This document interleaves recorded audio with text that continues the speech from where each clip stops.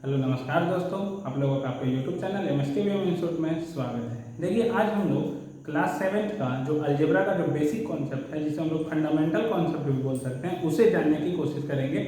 लेकिन यहाँ पर थोड़ा सा इंटरेस्टिंग वे में हम लोग जानने की कोशिश करेंगे। इसे हम लोग बोल सकते हैं टू वे इंटरेक्शन। क्या बोल सकते हैं? टू वे इंटरेक्शन के थ्रू हम जानने का कोशिश करेंगे। मतलब यहाँ पर दो टीचर सेम कॉन्सेप्ट को समझाने की कोशिश करेंगे। आपका डाउट भी रखा जाएगा यदि हम बात करते हैं तो, कि एक स्टूडेंट को क्या क्या डाउट आ सकता है उस टॉपिक को समझने में। वही डाउट हम लोगों के द्वारा खुद क्रिएट किया जाएगा और फिर उसे एक्सप्लेन किया जाएगा। तो विनोद सर आपको बताएंगे कि इस टॉपिक में, मतलब इस चैप्टर में हम लोग क्या क्या पढ़ेंगे। इसमें हम लोग वेरिएबल पढ़ेंगे, कांस्टेंट जानेंगे, फिर ऑपरेशन ऑफ अलजेब्रा जानेंगे।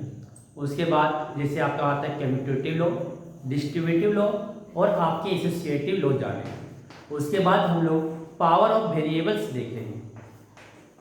चलिए सर स्टार्ट करते हैं। देखिए, जैसा कि सर ने पहले कहा कि हम लोग देखने वाले हैं लिटरल्स और वेरिएबल्स। लिटरल्स और वेरिएबल्स क्या होता है? लिटरल उसी का नाम है वेरिएबल। देखिए, लिटरल में आपको लग सकता है कुछ अलग, लेकिन वेरिएबल्स में यदि आप देखेंगे तो नाम से पता चल रहा है वेरिएबल, मतलब जो टाइम टू टाइम क्या हो सके, चेंज हो सके। जो टाइम टू टाइम क्या हो सके, चेंज हो सके, मतलब वो हमेशा चेंज होते रहेगा। इसीलिए हम लोग इसको क्या बोलेंगे? वेरिएबल्स बोलेंगे। जनरली हम लोग वेरिएबल्स को स्मॉल लेटर से डिनोट करते हैं, जैसा कि ए बी सी।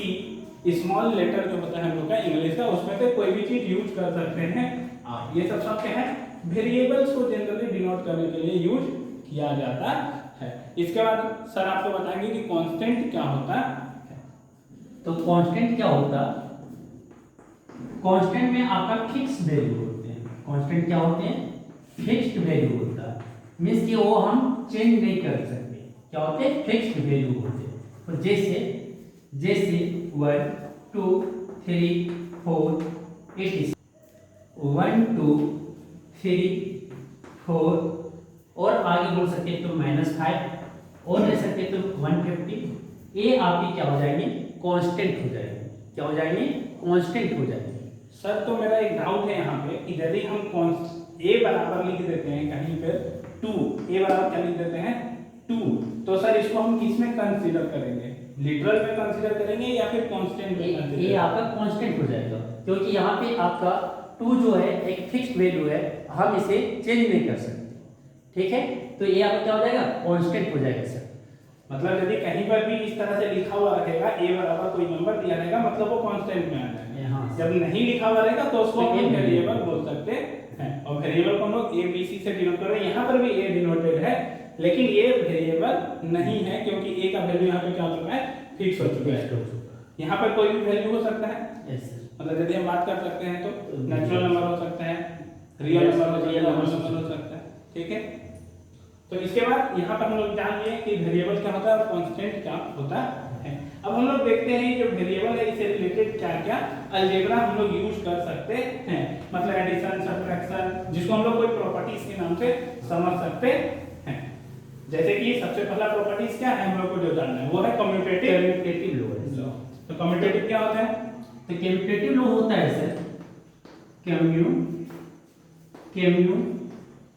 लॉ। तो यहाँ पे हम लोग पढ़ रहे हैं क्या? Algebra of operation. तो कम्यूटेटिव लॉ में आते हैं पहला एडिटिव लॉ। पहला क्या आता है? एडिटिव लॉ आता है सर।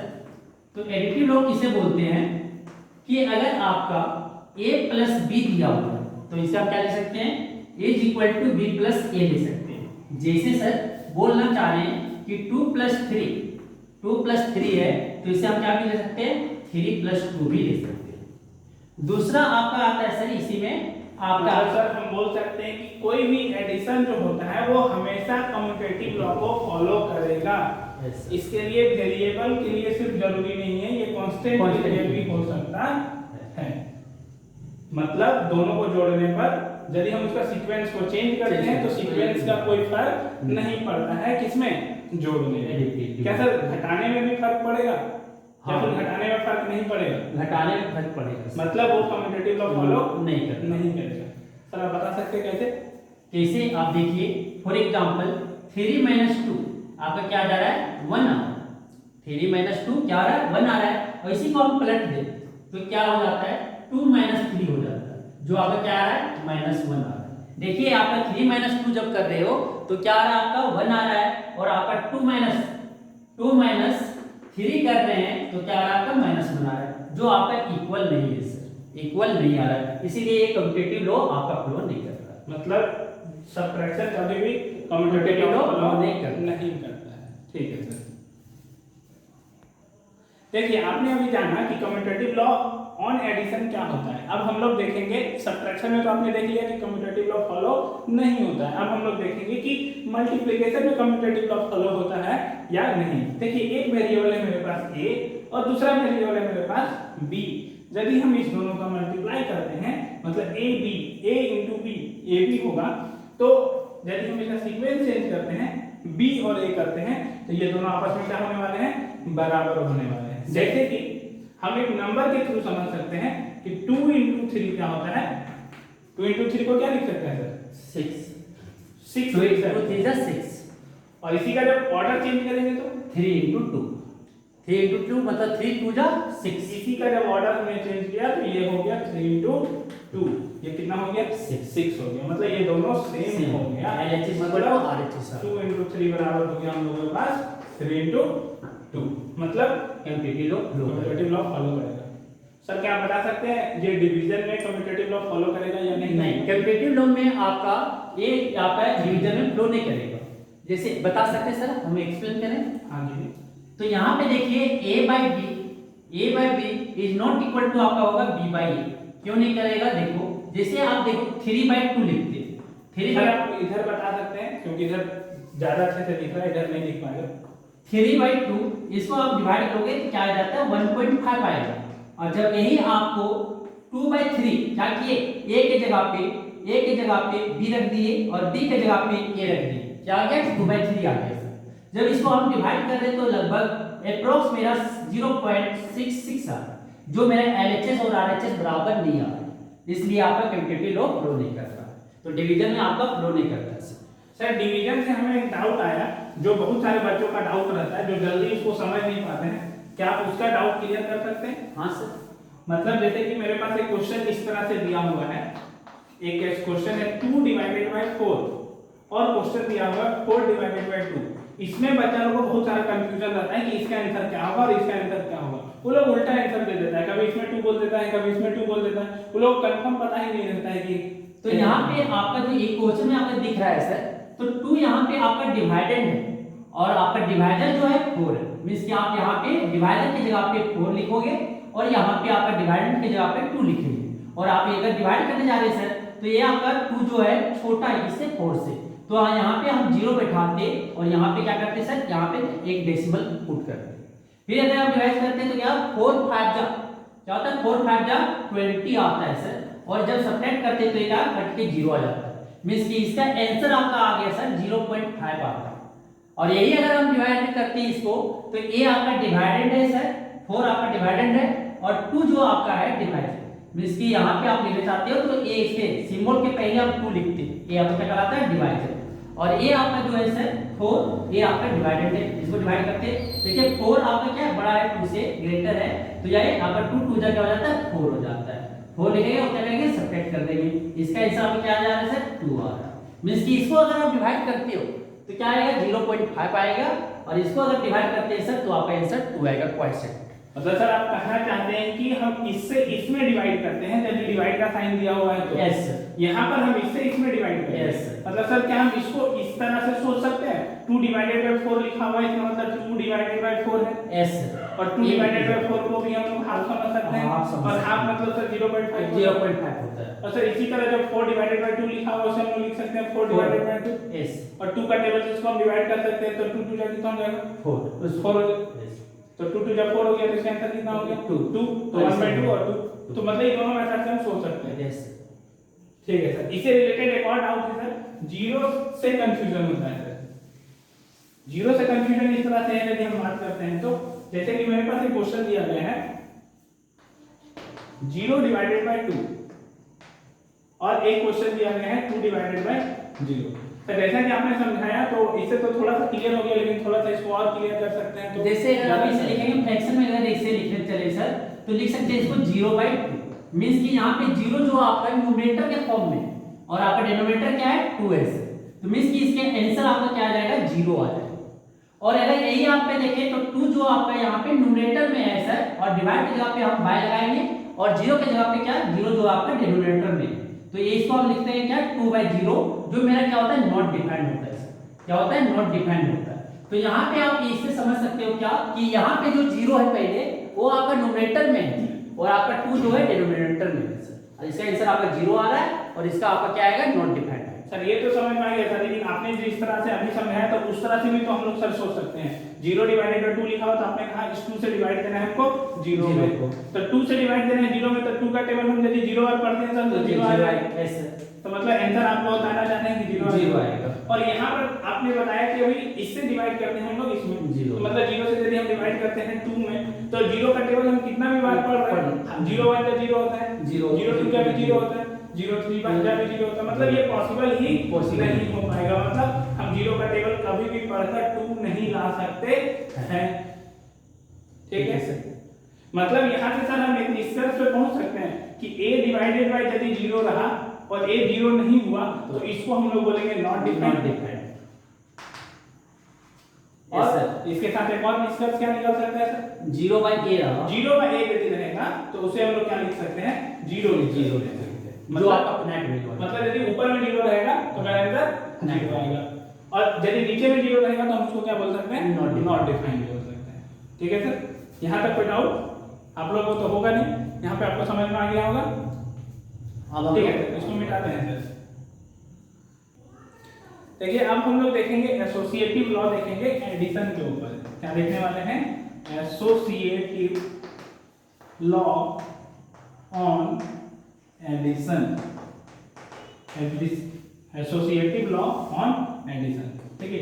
एसोसिएटिव लॉ कहने का मतलब क्या होता है, एडिशन के ऊपर सिर्फ हमको सीक्वेंस चेंज करना है। यदि हम बात करते हैं तो आपने यदि एक नंबर चूज किया a, फिर एक नंबर चूज किया b और एक नंबर चूज किया c, 3 नंबर चूज किया, इसमें भी यदि आप वही नंबर चूज करते हैं a plus b plus c, तब बोलेंगे सर आपने तो सेम लिख दिया यहाँ पे a plus b plus c। यहाँ पे 1 मिनट रुकने में बोल रहा हूँ कि आप पहले इस 2 नंबर को जोड़िए या फिर इस 2 नंबर को जोड़िए, पहले इस 2 नंबर को जोड़िए या फिर इस 2 नंबर को जोड़िए। दोनों को यदि हम ओवरऑल जोड़ेंगे a plus b plus c और यहाँ पर भी करेंगे तो दोनों जगह क्या आने वाला है सर, सेम आएगा, सेम आएगा, मतलब दोनों इक्वल होगा। सर इसको आप एग्जांपल के थ्रू थोड़ा समझा देते तो ज्यादा अच्छा लगता। ठीक है, तो मैं एग्जांपल से समझा रहा हूँ सर। देखिए फॉर एग्जांपल 2 + 3 + 4 है सर। 2 + 3 आपके स्मॉल ब्रैकेट में आप बोर्ड मास पढ़े होंगे, तो बोर्ड मास में क्या होता है पहले ब्रैकेट को सॉल्व करते हैं, तो ब्रैकेट को सॉल्व करते हैं तो सर यहाँ पे आपका आ जाएगा 5, 2 + 3 5, 5 + 4 क्या हो गया सर आपका 9 हो जाएगा, आंसर क्या आ गया 9। इसी तरह अगर आपका दूसरा सर देखते हैं तो 2 प्लस क्या हो जाएगा 3 + 4 हो जाएगा। अब क्या किए ब्रैकेट कहाँ पे 3 + 4 ले आए, देखो इसे हम a मान लेते हैं सर, इसे b मान लेते हैं सर, इसे c मान लेते हैं, तो ये दोनों को जोड़ने के पहले क्या किए ब्रैकेट वाले को सॉल्व किए बोर्ड मास रूल से, तो ये आपका 5 आ गया, 5 + 4 क्या हो गया 9 हो गया। मतलब सर पहले हम लोग इसको सॉल्व करेंगे, अब पहले हम लोग इसको सॉल्व करेंगे सर ब्रैकेट वाले, इसको सॉल्व ब्रैकेट में सर 7 आ जाएगा, 7 आ जाएगा, तो 2 प्लस क्या हो जाएगा सर 7 हो जाएगा, 2 + 7 हो जाएगा, और ऐड करने पर लास्ट अगर ऐड करते हैं सर तो क्या आ जाता है 9 आ जाता है। देखिए दोनों में मेरा सेम आ गया, तो ये क्या एसोसिएटिव लॉ हमारा एडिशन पे क्या है वेरी बेस है। तो सर हमको यहाँ से एक चीज समझ में आया कि जो कम्यूटेटिव लॉ है और एसोसिएटिव लॉ है वो एडिशन पे वेरीफाई करता है, मतलब उसको सूट करता है। क्या सर ये सब्ट्रैक्शन में सूटेबल होगा? नहीं, ये आपका सब्ट्रैक्शन पे वैलिड नहीं है। देखिए अगर आप चेक भी कर सकते हो क्या कि a - b रखते हैं सर, वहां देखने में दिक्कत होगा सर, आप उधर लिख दीजिए थोड़ा। देखिए a - b और आप रखते हो -c, ठीक है सर। तो यहाँ पे अगर आप रखने चले तो ये क्या b - आप देख सकते हो यहाँ पे करके सर नंबर देके समझाइए, नंबर देके जल्दी समझ में आता है। ये आपके नॉट इक्वल टू होगा। फॉर एग्जांपल देखिए 2 - 3 और माइनस मेरा हो गया 5 सर, तो इसे अगर हम करने चले क्या हो जाएगा 2 - 3 आपका क्या हो जाएगा -1 हो जाएगा सर, और -1 और ये क्या बचा -5 आपका आ गया -6 आ गया सर। इसी तरह आप क्या करना है 2 - 3 - 5 इसको अगर हम सॉल्व करें तो पहले ब्रैकेट वाला को सॉल्व करते हैं सर। तो ये आपका आ जाएगा 2 - 3 - 5 क्या हो जाएगा 3 - 5 मेरा हो जाता है -2 हो जाता है सर। -2 माइनस क्या हो गया सर प्लस तो क्या हो जाएगा 2 + 2 क्या आ गया सर 4 आ गया। तो यहाँ पे देखिए आपका इक्वल नहीं आ रहा है। इक्वल टू कितना आएगा सर 4। यहाँ पे दिखने में दिक्कत हो रहा है तो यहाँ पे आप देख सकते हैं 2 है माइनस माइनस होगा प्लस तो माइनस माइनस प्लस होगा तो 2 + 2 कितना हो जाएगा 4 हो जाएगा। ठीक है मतलब सब्ट्रैक्शन को फॉलो नहीं करना एसोसिएटिव लॉ फॉलो नहीं होता है सब्ट्रैक्शन में। तो अब हम लोग आगे चलते हैं मल्टीप्लिकेशन में। मल्टीप्लिकेशन फॉलो करेगा देखते हैं हम लोग। पहले मिटा लेते हैं इसको सर पहले रब कर लेता हूँ। अब सर बताएं कि एसोसिएटिव लॉ और मल्टीप्लिकेशन पे एसोसिएटिव लॉ फॉलो करता है वो आप सर आपको देखिए मल्टीप्लिकेशन में ऐसा कुछ नहीं है कि बहुत सारा नया होने वाला है। मैं फिर से यहाँ पे बता रहा हूँ कि एक नंबर लेना है a × b × c। यहाँ पर भी एक नंबर लेंगे a × b × c मतलब दोनों जगह नंबर सेम लेंगे। सिर्फ हम क्या करने वाले हैं एक ब्रैकेट का यूज करने वाले हैं जो इसका पूरा मतलब चेंज कर देगा। इसका मतलब क्या होगा सर पहले हम इसको मल्टीप्लाई करेंगे फिर जो मल्टीप्लाई करने के बाद आएगा उससे मल्टीप्लाई। लेकिन यदि हम ब्रैकेट यहाँ पर लगा देते हैं तो पहले b और * c करेंगे। पहले b × c होगा फिर जो आएगा उसके साथ मल्टीप्लाई होगा। मतलब ये दोनों आपस में क्या होने वाले हैं इक्वल होने वाले हैं। नंबर के हिसाब से यदि आप बात करते हैं तो कैसे होगा सर।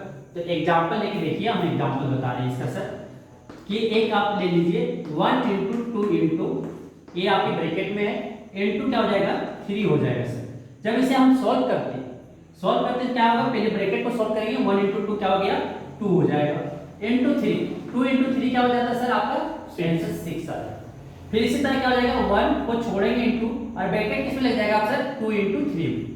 जब इसे हम पहले क्या सॉल्व करेंगे ब्रैकेट वाले को सॉल्व करेंगे तो 1 × जैसे वैसे लिख दिए सर और 2 × 3 क्या हो जाता है सर 6 होता है और 1 × 6 क्या हो जाएगा आपका सर 6 हो जाएगा। तो देखिए यहाँ पे आपका एसोसिएटिव लॉ फॉलो कर रहा है तो इसकी LHS = क्या हो गया सर RHS हो गया। दोनों LHS और RHS दोनों यहाँ पे क्या हो चुका है बराबर हो चुका है। मतलब ये एसोसिएटिव लॉ को फॉलो कर रहा है। कौन मल्टीप्लिकेशन मतलब एडिशन में फॉलो करेगा और मल्टीप्लिकेशन में फॉलो करेगा। सर डिवीजन के बारे में आप कुछ कहना चाहेंगे। सर डिवीजन में ये लॉ आपका एसोसिएटिव लॉ फॉलो नहीं करता ना कम्यूटेटिव में फॉलो कर रहा था ना आपका एसोसिएटिव में फॉलो करता है। सर एक एग्जांपल के थ्रू हम इसे समझ सकते हैं किस तरह से यदि हम बात करते हैं तो सर जैसे कि हम लोगों के पास क्या है सर a / b / c और यहाँ पे क्या लगा हुआ है a / b / c। इसका मतलब यहाँ पर हम पहले ब्रैकेट यदि यूज करते हैं और यहाँ पर पहले यूज करते हैं तो ये दोनों बराबर नहीं होने वाला है। कैसे नहीं होने वाला है तो इसको हम लोग एक नंबर के थ्रू एग्जांपल के थ्रू सर आपको एक्सप्लेन कर सकते हैं। यहाँ पर देखिए किस तरह से देखिए एग्जांपल के तौर पे समझ रहे हैं इसको कि आपका एक नंबर दे दिया सर यही 1 जगह उधर लिखिए ना सर उधर से लिखने पे यहाँ पर ज्यादा अच्छे से होता है क्योंकि बाद में लिखकर देखिए एग्जांपल समझ रहे हैं कि आप लेते हैं सर 1 / 2 / 3। जब इसको हम सॉल्व करते हैं सर 1 / 2 लिखते हैं तो क्या लिख सकते हैं सर इसको 1 आपका न्यूमरेटर में और डिवाइड आपका बाय 2 ऐसे लिख सकते हैं सर। फिर आगे यहाँ पे आ गया सर आपका डिवीजन। तो डिवीजन को अगर आप ये आपका फ्रैक्शन का डिवीजन हो गया एक तरफ से देखोगे तो सर इसको मल्टीप्लिकेशन में चेंज कर सकते हैं यस सर। तो ये क्या हो जाएगा सर 1/2 डिवाइड के जगह पे साइन लगाएंगे क्या इनटू का साइन लगाएंगे सर और ये क्या होता है प्लस हो जाता है। तो आपका यहाँ 3/1 लिखा हुआ है ना ये हां 3/1 लिखा हुआ है तो क्या लिख सकते हैं इसको न्यूमरेटर की जगह पे डिनोमिनेटर आ जाता है सर और डिनोमिनेटर की जगह पे क्या चला जाता है न्यूमरेटर चला जाता है। मींस कि इसको क्या बोलना चाह रहे हैं कि 3/1 लिखा है तो इसे हम लिख सकते हैं क्या 1/3। अगर इसको आप क्या करना है मल्टीप्लाई करना है तो फ्रैक्शन का मल्टीप्लिकेशन कैसे करते हैं सर बता सकते हैं आप। तो सर यहाँ पे जब मल्टीप्लाई करेंगे तो ऊपर का ऊपर मल्टीप्लाई होगा तो 1 × 1 हो जाएगा 1 और यहाँ पे 2 × 3 मल्टीप्लाई होगा तो इसका आंसर हो जाएगा 1/2 × 3 कितना होगा 6 होता है। मींस कि इसका आंसर आपका 1/6 आ गया। अब दूसरा जो पार्ट ए LHS लेके सॉल्व कर रहे हैं ना सर आप देखते हैं RHS देखेंगे। RHS को यहाँ पे आप सॉल्व कर सकते हैं सर RHS को यहाँ पे सॉल्व करके दिखा रहे हैं क्या 1 डिवाइड यहाँ पे क्या लिखेंगे सर 2 डिवाइडेड बाय 3। तो आगे इसे सॉल्व करेंगे तो क्या हो जाएगा सर ये 1 डिवाइड पहले ब्रैकेट को सॉल्व करना पड़ेगा पहले इसको सॉल्व करेंगे तो क्या हो जाएगा ये 2 न्यूमरेटर में हो जाएगा बाय क्या हो जाएगा सर 3 मींस कि 1/1 लिख सकते हैं सर, 1 को 1/1 लिख सकते हैं, बिल्कुल। डिवाइड को है, डिवाइड तो क्या हो जाएगा इनटू, अब ये क्या हो जाएगा पलट जाएगा ना सर, ये पलट जाता है, क्या हो जाएगा 2/3 तो लिख देंगे 3/2। अब अभी सर जैसे बताए कि आपका जो फ्रैक्शन का मल्टीप्लिकेशन जब रहता है तो क्या लिखते हैं, वो न्यूमरेटर को न्यूमरेटर से मल्टीप्लाई कर देते हैं और डिनोमिनेटर को डिनोमिनेटर से करते हैं, तो इसका आंसर क्या हो जाएगा सर 3/2, 3/2 हो जाएगा। तो आप यहां से देख सकते हैं कि LHS मेरा क्या आया 1/6 आया सर, और हमें RHS जो मिला वो क्या मिला 3/2, जो आपका एसोसिएटिव लॉ डिवीजन आपका फ्लो नहीं करता है सर। ठीक है सर, इसके बाद हम लोग एडिटिव आइडेंटिटी और मल्टीप्लिकेटिव आइडेंटिटी भी देख सकते हैं सर। एडिटिव आइडेंटिटी सर क्या होता है सर, आप एक बार बता सकते हैं? एडिटिव आइडेंटिटी आपका ये होता है कि कोई भी नंबर में अगर हम 0 ऐड करें और वही नंबर आ जाए, कि वो नंबर में हम क्या ऐड करेंगे कि वही नंबर आ जाए। तो सर जैसे फॉर एग्जांपल ए में अगर हम 0 को ऐड कर रहे हैं सर, तो ये क्या जा रहा है मेरा ए आ जा रहा है, तो ये मेरा क्या हो जाएगा एडिटिव आइडेंटिटी, यहाँ पे एडिटिव आइडेंटिटी क्या हो जाएगा 0 हो जाएगा। मतलब सर आप कहना चाहते हैं कि जो नंबर दिया हुआ है वही नंबर मिले, मतलब उसका जो आइडेंटिटी है वो जोड़ने पर खत्म ना हो, उसका आइडेंटिटी पहले भी जो था बाद में भी वही रहना चाहिए। तो सर ये तो कॉमन सी बात है सर, 0 ऐड करेंगे तो हम लोग का उसको क्या बोल सकते हैं, एडिटिव आइडेंटिटी बोल सकते हैं। ठीक है सर, तो मतलब 0 को हम लोग यहाँ पर क्या बोल सकते हैं, 0 इज एडिटिव आइडेंटिटी। तो सर इसका मतलब आप ये भी बोल सकते हैं कि 0 को हम लोग सब्ट्रैक्टिव आइडेंटिटी भी बोल सकते हैं सर। हाँ सर, क्योंकि a में से यदि हम 0 को सब्ट्रैक्ट करते हैं तो वही नंबर आएगा। लेकिन वो जनरली यूज करते नहीं है, सिर्फ एडिटिव आइडेंटिटी आपका सिलेबस में, आपका सिलेबस में एडिटिव आइडेंटिटी है और मल्टीप्लिकेटिव आइडेंटिटी है, आपका डिवीजन आइडेंटिटी नहीं है। तो मतलब मल्टीप्लिकेटिव आइडेंटिटी आप सर बोलना चाहते हैं कि a में हम क्या मल्टीप्लाई करें कि a ही आएगा।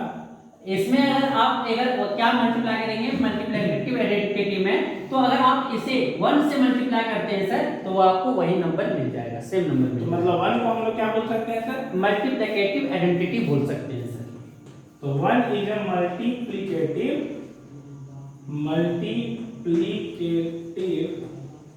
आइडेंटिटी। ठीक है सर, तो अभी हमने देखा एडिटिव आइडेंटिटी क्या होता है। सर एक एग्जांपल आप बता दीजिए, एडिटिव आइडेंटिटी कैसे आप एग्जांपल लिखना सर चाहते एक हैं। एग्जांपल 3 प्लस मान लीजिए 0 लिखा हमने तो 3 आया, मतलब जो था वही आ गया। यहाँ पे यदि बात करते 3 × 1 किया तो 3 आ गया, मतलब जो था वही आ गया। तो ये आपका एग्जांपल से हम लोग समझ चुके हैं कि मल्टीप्लिकेटिव आइडेंटिटी और एडिटिव आइडेंटिटी क्या है। अब हम लोग देखेंगे सर एक आपका डिस्ट्रीब्यूटिव लॉ बच गया, जो बता सकते हैं इसके बारे में सर। देखिए डिस्ट्रीब्यूटिव लॉ यदि हम बात करते हैं तो इसमें बहुत सारा स्टूडेंट को अच्छा खासा डाउट रहता है, क्योंकि उन्हें मल्टीप्लाई करने में बहुत दिक्कत होता है। तो इसे थोड़ा सा हम लोग अच्छे से समझेंगे डिस्ट्रीब्यूटिव लॉ होता क्या है। जैसे कि सर a × b + c लिखा हुआ है, यस सर, ठीक है, a × b + c लिखा हुआ है। आप इसी को समझ सकते हैं, यहाँ पे यदि बात करते हैं कि a का मल्टीप्लाई इस पूरा ब्रैकेट के साथ हो रहा है, तो a का यदि मल्टीप्लिकेशन पूरा ब्रैकेट के साथ हो रहा है, मतलब a इसके साथ भी मल्टीप्लाई होगा और a इसके साथ भी मल्टीप्लाई होगा। तो सर हम लोग यहाँ पे क्या करने वाले जानते हैं, यहाँ पर हम लोग इसको बांट देने वाले हैं, डिस्ट्रीब्यूट कर देंगे, दोनों में बांट देंगे। मिस्टर डिस्ट्रीब्यूटिव मतलब होता है बांटना। हाँ, आप यही हो ना, इससे समझ सकते हैं। हाँ, मतलब a को इस दोनों के साथ बांट देंगे। तो a को सर पहले b के साथ बांटा जाएगा। यस सर, मतलब a को पहले किसके साथ बांट सकते हैं, b के साथ, फिर a को किसके साथ बांट सकते हैं, c के साथ बांट सकते हैं। तो सर बांटेंगे तो क्या आने वाला है, पहले a, यहाँ पे कोई साइन नहीं है, मतलब कौन सा साइन है सर, मल्टीप्लिकेशन का साइन है, इनटू का साइन है, मतलब इनटू का साइन है, मतलब a इनटू पहले क्या होने वाला है, b होने वाला, मतलब यहाँ पे क्या लिख सकते हैं sir, a × b, a × b। और ये तो हम बांट रहे हैं, डिस्ट्रीब्यूट कर रहे हैं, वो किसके साइन के अकॉर्डिंग बांट रहे हैं, एडिशन का साइन है सर, एडिशन का साइन, मतलब सर बीच में कौन सा साइन देना पड़ेगा सर, प्लस का साइन देना पड़ेगा। उसके बाद क्या होने वाला है सर, यदि हम बात करते हैं तो अब a × c आ जाएगा सर, a आपका c के साथ मल्टीप्लाई होगा, मतलब a मल्टीप्लाई हो जाएगा c के साथ, तो क्या हो जाएगा a × c, मतलब a का पहले हमने किया b के साथ मल्टीप्लाई, a का हमने किया c के साथ मल्टीप्लाई। तो सर यहाँ से हमको एक चीज और समझ में आ रहा है कि सर यदि हम यहाँ पे माइनस कर देंगे तो भी तो हमको लगता है कि ये लॉ फॉलो हो जाएगा, लेकिन आपका हाँ सर ये फॉलो हो सकता है। यदि हम यहाँ पर माइनस लिख देते हैं तो सर यहाँ पर माइनस लिखने में हमें क्या दिक्कत है, मतलब मैं ये कहना चाह रहा हूँ कि 3 × 2 + 3 लिखा हुआ है या फिर 2 + 4 लिखा हुआ है। तो देखिए पहला तो तरीका मेरे पास ये सॉल्व करने का कि 2 + 4 6 हो जाएगा और 6 × 3 8 हो जाएगा। अभी जिस तरह हमने सीखा डिस्ट्रीब्यूटिव लॉ के अकॉर्डिंग, उसके अकॉर्डिंग यदि हम बात करते हैं तो पहले 3 का 2 के साथ मल्टीप्लिकेशन होगा। Yes sir. फिर 3 का 4 के साथ हो जाएगा, मतलब 3 को मल्टीप्लाई करेंगे तो 2 के साथ प्लस 3 × 4 हो जाएंगे। तो सर इसको सॉल्व किस तरह से कर सकते हैं हम लोग इसके बाद? तो इसके बाद 3 2 क्या हो जाएगा, 3 × 2 6 हो गया सर, और प्लस 3 × 4 क्या हो गया, 12 हो गया। दोनों पे 8 के 6 + 12 क्या हो जाता है आपका 18 हो जाता है सर।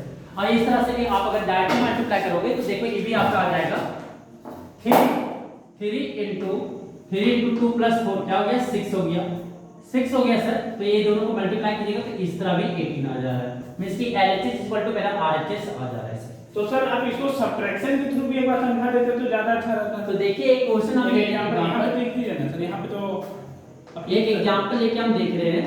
देखिए एग्जांपल है सर, जैसे एग्जांपल है 3 5 - 2, तो इसे हम ले रहे हैं सर। तो देखिए इसको पहले हम सॉल्व कर रहे हैं तो इसमें क्या हो जाएगा, इसका जब सॉल्व करेंगे तो 3 × क्या हो जाएगा सर, 5 - 2 क्या आ गया, 3 आ गया। ये आपका क्या आ गया सर, 9, 3 3 जा 9 हो गया। तो अगर इसी तरह अगर डिस्ट्रीब्यूटिव लॉ से इसकी एक बार 3 को 5 से मल्टीप्लाई करते हैं और एक बार 3 से हम क्या 2 से मल्टीप्लाई करते हैं तो क्या लिख सकते हैं सर, इसको देखिए 3 × 5 लिख सकते हैं सर। फिर आपका बीच में क्या है, माइनस साइन, तो यहाँ पे माइनस उतार, मतलब सर यहाँ पे हम लोग इसको क्या कर देंगे, अलग अलग कर देंगे दोनों। फिर यहाँ पे 3 है, फिर 3 को क्या लिखेंगे, 3 × 2 लिख देंगे सर। तो यहाँ पे क्या हो जाएगा, 3 5 क्या आपका हो जाता है सर 50, और आपका माइनस है तो माइनस उतर जाएगा। फिर 3 × 2 क्या हो गया सर, 6 हो गया, जिसकी 15 - 6 आपका क्या आ गया सर, 9 आ गया। तो यहाँ से देख सकते हैं सर LHS = मेरा RHS आ गया, मींस कि ये सब्ट्रैक्शन में भी आपका डिस्ट्रीब्यूटिव लॉ फॉलो करता है। मतलब डिस्ट्रीब्यूटिव लॉ एडिशन में भी फॉलो कर सकते हैं और सब्ट्रैक्शन में भी फॉलो कर सकते हैं। सर ये बता सकते हैं कि इसका यूज कहाँ पे हम लोग जनरली कर सकते हैं? हाँ, जहाँ पर हम लोग को फैक्टराइज करके इसको सॉल्व करना होगा, फैक्टराइजेशन में इसका यूज हो सकता है। और जब मल्टीप्लाई करना होगा इस तरह का नंबर के साथ तो हम लोग इसका यूज कर सकते हैं सर। जैसे कि आगे चलकर हम लोग को अलग अलग तरह का यहाँ पे मल्टीप्लिकेशन मिलने वाला है, अगले जो टॉपिक है उसमें हम लोग देखेंगे। सर पावर क्या होता है? सर पावर के बारे में मैंने बहुत सुना। तो पावर ये होता है आपका पावर, तो मैं ये 1 मिनट सर इसको मिटा देता हूँ मैं थोड़ा सा। सर जो पावर है उसका यूज अलजेब्रा में भी है सर और अरिथमेटिक में भी यूज है सर। तो ये पावर आपका दोनों कांस्टेंट का भी हो सकता है या आपका वेरिएबल्स का हो सकता है। तो पहले हम देख सकते यहाँ पे देखते हैं power of variables, power of variables देखते हैं sir. Power of variable means कि एक ही नंबर आपका रिपीट करे, मल्टीप्लिकेशन में रिपीट करे। जैसे पर एग्जांपल सर x × x अगर लिख दे, 2 बार आ गया ना, तो इसे हम कर सकते हैं x²। तो अगर कोई वेरिएबल बार बार रिपीट करे मल्टीप्लिकेशन में तो उसे हम पावर बोलते हैं सर। मतलब सर आप यहाँ पे इसका पावर जो यहाँ पे दिया हुआ था इसे आपने ऐड कर दिया यस सर। मतलब यदि हम कल को जाकर x × x² करते हैं तो आप क्या बताएंगे सर? तो x इसमें सर इसके पावर पूछे तो आपका 1 है। हाँ। क्या हो जाता है सर, एक आपके एक्सपोनेंट एंड पावर में एक्सपोनेंट में पढ़े हुए थे, a का पावर m × a का पावर n रहता तो हम इसे लिखते फार्मूला में a का पावर m + n लिख देते हैं। तो यहाँ पे हम क्या लिख सकते हैं, x का पावर 1, तो यहाँ पे लिख सकते हैं सर x का पावर 1 + 2 लिख सकते हैं, जो आपका हो जाएगा x³ हो जाएगा। मतलब सर इसे हम लोग x² पढ़ते हैं और इसे हम लोग x की पावर 3 पढ़ते हैं। मतलब सर यहाँ से आपने ये कहा कि जितना पावर रहेगा वो नंबर उतना ही बार मल्टीप्लाई होगा सर। x का क्यूब है, इसका मतलब x 3 बार multiply, x 3 times multiply. Yes sir. मतलब कल को जाकर कोई हमसे पूछेगा कि y की पावर 4 क्या होगा तो हम उसे तुरंत बोल सकते हैं कि y × y कितने बार 4 बार 4 टाइम्स आपके मल्टीप्लाई हो जाएंगे सर। अगर आपको कोई पूछ दिया सर कि x का पावर n है तो यहाँ से हम क्या समझ सकते हैं सर? सर यहाँ पे हम समझ सकते हैं कि x × x जो लिखा गया है वो n टाइम्स यस सर। ठीक है सर। तो n टाइम्स मतलब कहने का मतलब है कि वो नंबर फिक्स नहीं है सर। यहाँ पे जैसे कि बहुत सारे स्टूडेंट को दिक्कत ये हो जाता है कि ये n है क्या, तो n के बारे में अभी बताया नहीं गया है। सिर्फ n जो है वो क्या है हम लोग मान सकते हैं कोई n आपका नेचुरल नंबर, होल नंबर भी बोल सकते हैं कि होल नंबर n आपका 0 से स्टार्ट हो सकता है सर या 1 से आप बोल सकते हो। 0 1 2 3 4 5 कुछ भी हो सकता है सर। सर x की पावर 0 इसका मतलब सर One हम लोग होगा। देख सकते हैं 1 होगा Yes. और x की पावर जो 1 होगा वो कितना होगा सर x हो जाएगा सर। x हो जाएगा।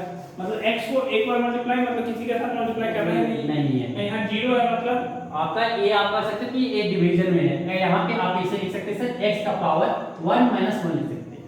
मींस कि यहाँ पे हम लिख सकते हैं सर आपका कि x/x लिख सकते हैं जिसका बराबर क्या जाता है 1 हो जाता है सर। ठीक है सर। तो x की पावर 0 1 होता है और x की पावर 1 होता है और पावर यदि लिखा हुआ मतलब सर इसे हम लोग एक क्या नाम दे सकते हैं सर एक वेरिएबल की पावर है लेकिन सर इसे एक्सपोनेंट इन पावर में इसे हम लोग बेस भी बोलते हैं बेस बोलते हैं यस सर, बेस भी और बोलते ऊपर हैं। जो लिखा हुआ है उसका इंडेक्स होता है इंडेक्स होता है या फिर पावर भी पावर होता है। मतलब यहाँ से आप ये समझ सकते हैं कि यदि आपके पास x की पावर 2 लिखा गया है तो ये जो x है इसे हम लोग यहाँ पर बेस भी बोल सकते हैं। वो तो सर हमने देख लिया कि वेरिएबल का कर रहे हैं तो ये बेस हो सकता है और ये जो होता है उसे हम लोग Index। पावर बोल सकते हैं या फिर इंडेक्स बोल सकते हैं। ठीक है